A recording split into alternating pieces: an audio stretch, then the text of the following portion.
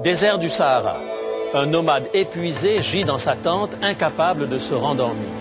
Une faim pantagruélique l'a réveillé. Il allume une lampe à huile et tend la main vers un plat de dattes. Il ouvre la première, la place devant la lampe et y voit un verre. Avec une moue de dépit, il la dépose sur le bord du plat. Il prend une seconde date, la place devant la lumière et y voit un verre. Excédé, il la jette hors de sa tente. Il ouvre une troisième date et y découvre un verre. Selon vous, combien de dates devra-t-il ouvrir avant d'apaiser sa faim?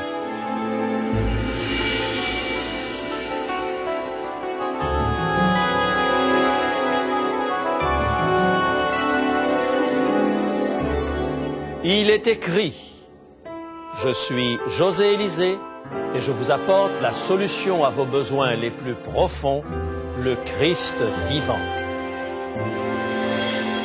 Notre sujet d'aujourd'hui, le pain de la supercherie.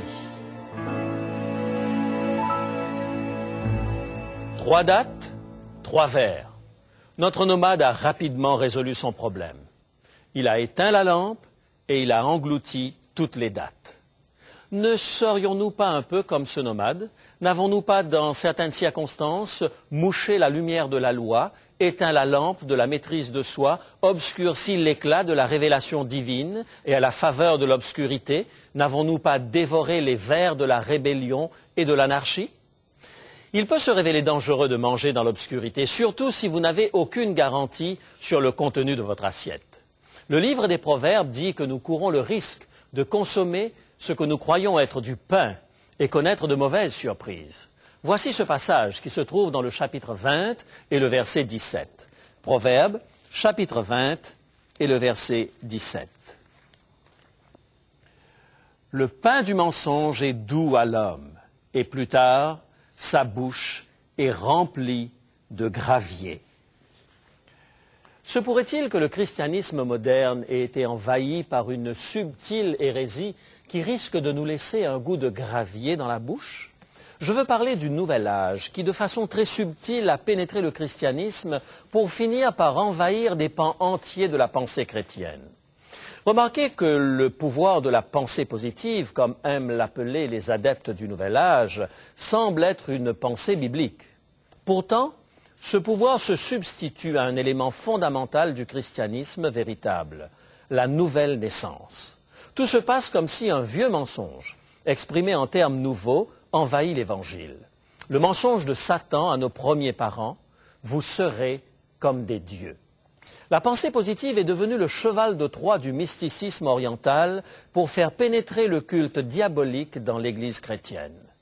La violence de mes propos est à la mesure du danger que représente la négation de l'une des plus grandes vérités de la parole de Dieu.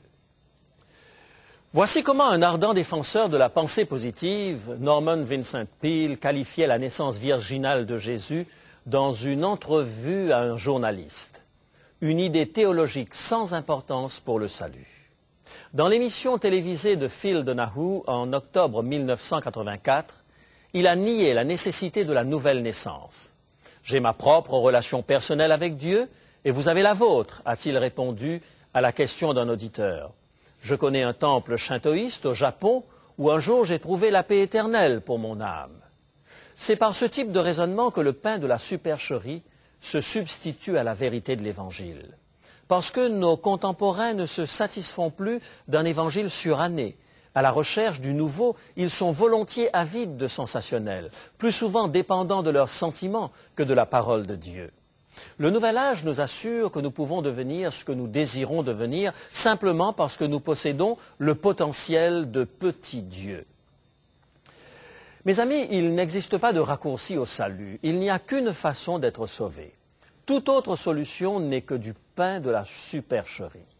Jésus dit un jour ces paroles que nous retrouvons dans l'évangile de Jean, au chapitre 3 et le verset 3.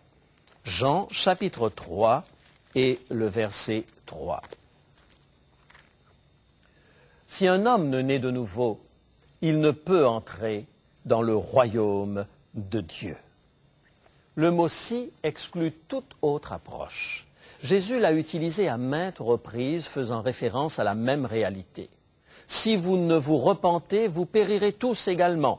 Évangile de Luc, chapitre 13, verset 3. Si vous ne vous convertissez et si vous ne devenez pas comme des petits-enfants, vous n'entrerez pas dans le royaume des cieux. Matthieu, chapitre 18, et le verset 3. Jésus indique clairement qu'il est la seule porte vers la vie éternelle, le seul chemin qui conduise au Père. Je suis le chemin, la vérité et la vie. Nul ne vient au Père que par moi. Évangile de Jean, chapitre 14, et le verset 6. Cela vous paraît trop simple? Plus les années passent et plus je remercie Dieu pour la simplicité de l'Évangile. Ce n'est pas un évangile littéraire, mathématique ou métaphysique. Ce n'est pas un évangile réservé aux érudits et aux génies. C'est l'évangile de l'homme de la rue, grâce auquel nous pouvons tous avoir la vie. Quand notre cœur est lourd, nous n'avons pas besoin de mots savants. Quand nous sommes tentés, nous n'avons pas besoin de théologie. Jésus déclare qu'il est le pain de vie. Pas un aliment raffiné, pas un produit de luxe, mais le pain, l'aliment de base. Jésus manifesté dans la chair est le pain de nos âmes. Jésus donnant son sang sur la croix pour le pécheur est l'eau vive de nos âmes.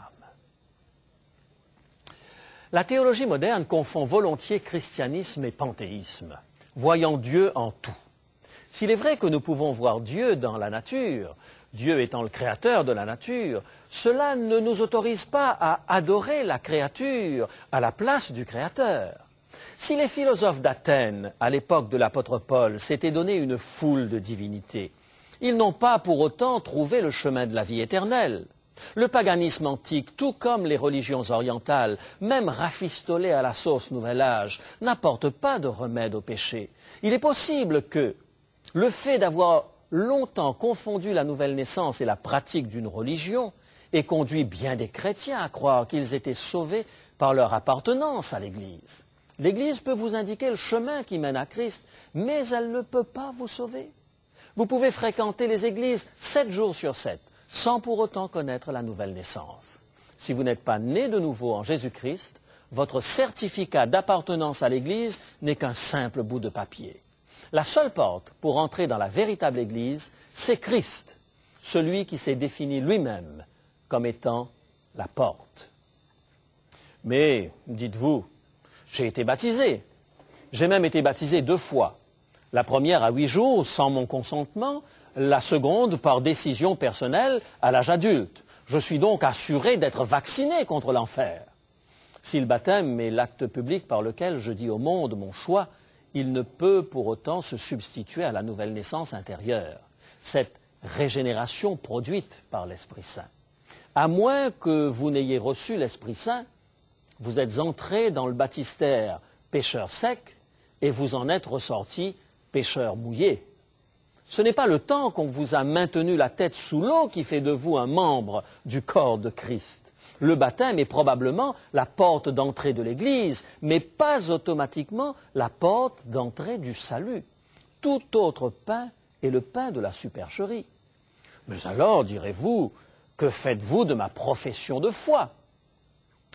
Croyez-vous qu'il suffit de déclarer être chrétien pour en être un? Lorsque je suis allé annoncer l'Évangile en Roumanie, juste après la chute de Nicolae Ceausescu, j'ai rencontré des personnes qui avaient été baptisées par immersion dans des églises chrétiennes et qui souhaitaient être à nouveau baptisées. Je n'en voyais pas la nécessité, mais celui qui me servait d'interprète m'en expliqua la raison. À l'époque du régime communiste, il y avait dans bien des églises, dissimulés parmi les fidèles, des agents de la police secrète, la Securitate, des gens baptisés et pratiquants qui n'étaient rien d'autre que de parfaits athées, informateurs de la police secrète roumaine. Vous n'êtes pas chrétien en demandant d'être admis dans l'Église, même si vous déclarez que vous croyez en Christ et que vous vous repentez de vos péchés. Ce n'est pas votre profession de foi qui fait de vous un chrétien. Je sens que vous vous tordez sur votre chaise, vous demandant où je veux en venir. Peut-être même que vous commencez à vous sentir mal à l'aise. Ne zappez pas. D'accord, dites-vous, ce n'est ni le baptême, ni le fait de faire une profession de foi qui fait de moi un chrétien, mais je participe au Saint-Sacrement. C'est très bien. Jésus a dit que chaque fois que vous y participez, vous annoncez sa mort jusqu'à ce qu'il vienne. Mais cela ne remplacera pas la nouvelle naissance. Peu importe qui vous a baptisé ou qui vous a offert la coupe et le pain consacré, qui a entendu votre profession de foi, qui vous a inscrit sur les registres de son Église, vous mourrez dans vos péchés en dépit de tout cela, à moins que vous ne veniez véritablement à Christ. Le principe selon lequel l'humanité peut se sauver par ses propres œuvres est le fondement de toutes les religions païennes, du judaïsme et même du christianisme ambiant. Satan a inculqué ce principe à nos premiers parents dans le Jardin d'Éden, et depuis nous avons toutes les peines du monde à nous en débarrasser. Jésus lui-même en faisait la mea constat avec les chefs religieux de son époque. Lisez avec moi dans l'Évangile de Jean, au chapitre 5, les versets 39 et 40. Jean, chapitre 5, versets 39 et 40. Vous sondez les Écritures, parce que vous pensez avoir en elles la vie éternelle. Ce sont elles qui rendent témoignage de moi, et vous ne voulez pas venir à moi pour avoir la vie. Partout où existe l'esprit de rébellion, l'homme n'a aucune protection contre le péché.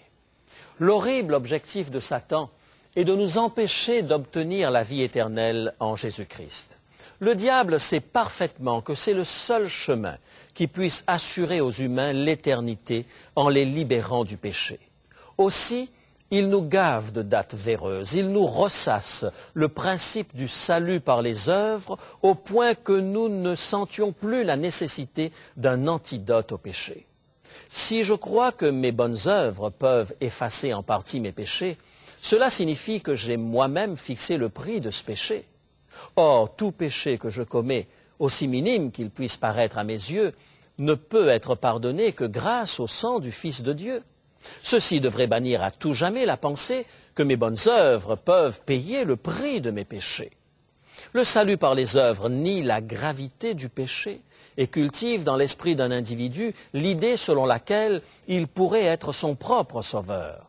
Reconnaître la gravité du péché nous contraint à aller à la croix, le seul endroit sûr pour être délivré du péché. Satan a essayé de nous faire oublier l'amour merveilleux révélé à la croix. Il tourne nos esprits vers nos propres bonnes actions. Soyons de bons voisins, acquittons-nous fidèlement de nos obligations, participons à la vie de l'Église, donnons aux pauvres, faisons brûler des cierges, multiplions les pèlerinages, etc. Faisons tout sauf regarder à la croix. Mes amis, ce n'est pas la pensée positive qui nous sauvera. La Bible nous enseigne que nous sommes des pécheurs perdus et que le seul remède à notre état est l'agneau de Dieu qui ôte le péché du monde. Évangile de Jean, chapitre 1er, verset 29. Ne supposez pas que le fait d'avoir la larme facile et le cœur tendre vous conduira plus près de Christ. Vous ne venez pas à Christ parce que vous êtes un sentimental, mais vous venez à lui parce qu'il vous attire à lui, et c'est lui qui vous donne un cœur tendre. Spurgeon, le grand évangéliste, a dit un jour « La seule condition nécessaire demandée est de sentir votre besoin de lui. » À l'opposé, la devise du royaume de Satan est « Je peux réussir par mes propres énergies ». Le principe de la réussite par les forces qui sont en nous, prôné par les adeptes du Nouvel Âge, et le principe du salut par les œuvres, prôné par certains chrétiens, trouvent tous deux leurs origines dans la révolte de Satan contre Dieu. L'essence même du péché est révélée par l'affirmation de Satan. « Je serai semblable au Très-Haut. » Exalte-toi toi-même. Moi d'abord. Vise la meilleure place. Élève-toi dans l'échelle sociale. Sont autant de devises qui font le succès de séminaires visant à l'accomplissement de soi. En réalité, ils visent tous à exalter ce qu'il y a de moins noble dans l'être humain. L'orgueil, la propre suffisance et l'égoïsme. Le principe fondamental de Satan consiste à nous amener à faire de nous-mêmes le centre d'intérêt. Les personnes qui tombent dans ce piège sont rarement conscientes de leur incohérence. Ne raconte-t-on pas qu'un éditeur eut toutes les peines du monde à convaincre un quidam de changer le titre de son autobiographie? Et savez-vous quel était le titre de son livre? Modeste et fier de l'être. Un jour que Diogène se promenait en haillons pour signifier ce qu'est l'humilité, il croisa un philosophe qui laissa tomber laconique. L'orgueil de Diogène se voit à travers les trous de ses vêtements. Un magnat de la finance confiait plein de suffisance au docteur Joseph Parker. « Je me suis fait tout seul. » Et le docteur Parker de répondre « Je suis heureux de l'apprendre. Cela soulage le Tout-Puissant d'une grande responsabilité. » Notre salut mérite certainement toute notre attention. Si Dieu nous demandait de traverser des fleuves à la nage ou de gravir les plus hauts sommets, nous le ferions sans aucun doute. Mais le salut ne s'obtient pas à coup de bonnes œuvres. La motivation profonde qui pousse un chrétien authentique à l'action est sa reconnaissance pour l'immense amour de Dieu manifesté en Jésus-Christ. Quand le cœur humain a découvert l'amour de Dieu, il ne peut plus se contenter du minimum. N'en est-il pas ainsi dans notre vie amoureuse? Un jour, une épouse qui avait traversé les vicissitudes de la vie en compagnie de son époux fit cet amer constat. « Lorsque nous étions fiancés, je te demandais une fleur et tu grimpais au sommet des monts enneigés pour me cueillir un Edelweiss. Aujourd'hui, je te demande le pot de sel qui se trouve sur l'étagère et tu grognes. » Lorsque nos actes ne sont plus motivés par l'amour, nous avons basculé dans l'autre camp. La base du trône de Dieu, c'est l'amour. La base du trône de Satan, c'est l'égocentrisme. Le monde hurle aujourd'hui, il faut changer la société. Le Christ affirme sereinement, laissez-moi changer votre cœur. Lorsque Dieu change l'homme de l'intérieur, les conséquences sont visibles à l'extérieur. La vie nouvelle venant d'en haut produit une nouvelle personne. Des cendres du passé, Dieu fait jaillir un être nouveau. C'est la nouvelle naissance, la vie nouvelle, le cœur de chair, le vêtement blanc de la justice de Christ, la nouvelle créature, l'alliance nouvelle, la promesse de la nouvelle terre et de nouveaux cieux. Voici, dit Jésus, je fais toutes choses nouvelles. Apocalypse 21, verset 5. Jésus disait, si un homme ne naît de nouveau, il ne peut entrer dans le royaume de Dieu.